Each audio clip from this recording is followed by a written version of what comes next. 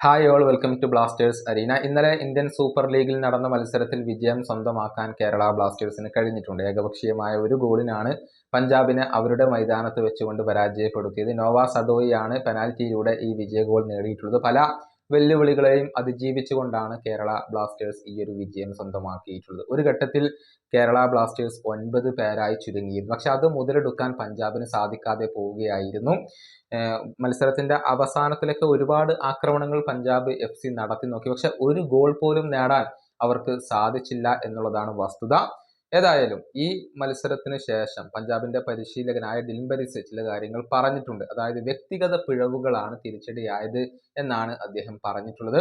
അദ്ദേഹത്തിന്റെ വാക്കുകൾ ഇങ്ങനെയാണ്: വ്യക്തിഗത പിഴവുകളാണ് ഞങ്ങൾക്ക് ഈ മത്സരത്തിൽ തിരിച്ചടിയായത്. അതിൽ ഞാൻ വളരെയധികം നിരാശനാണ്. കഴിഞ്ഞ മാസം തൊട്ടേ ഞങ്ങൾ ഈ വ്യക്തിഗത പിഴവുകൾ വരുത്തി വെക്കുന്നുണ്ട്. ഇതാണ് പഞ്ചാബിന്റെ പരിശീലകനായ ഡിൽംബരിസ് ഇപ്പോൾ പറഞ്ഞിട്ടുള്ളത്. ഏതായാലും കേരള ബ്ലാസ്റ്റേഴ്സ് 9 പേരായി ചുരുങ്ങിയിട്ടും അത് കൃത്യമായി ഉപയോഗപ്പെടുത്താൻ പഞ്ചാബിന് സാധിച്ചില്ല എന്നത് അവരുടെ വലിയ ഒരു പോരായ്മ തന്നെയാണ്. തുടർച്ചയായ 4ാമത്തെ മത്സരത്തിലാണ് അവരിപ്പോൾ തോൽവി വഴങ്ങുന്നത്. പക്ഷേ അവരുടെ പല വിദേശ താരങ്ങളും പുറത്തായിരുന്നു. നമുക്കറിയാം, ലൂക്ക മജിസൺ, അതുപോലെ തന്നെ വിദാൽ, ഇവാൻ തുടങ്ങിയ പല താരങ്ങളും പുറത്തായിരുന്നു. അത് അവർക്ക് തിരിച്ചടി ഏൽപ്പിക്കുകയാണ് ചെയ്തിട്ടുള്ളത്. ഈ വീഡിയോയുടെ അവസാനിപ്പിക്കുന്നു. അടുത്ത വീഡിയോയുമായി വീണ്ടും കാണാം.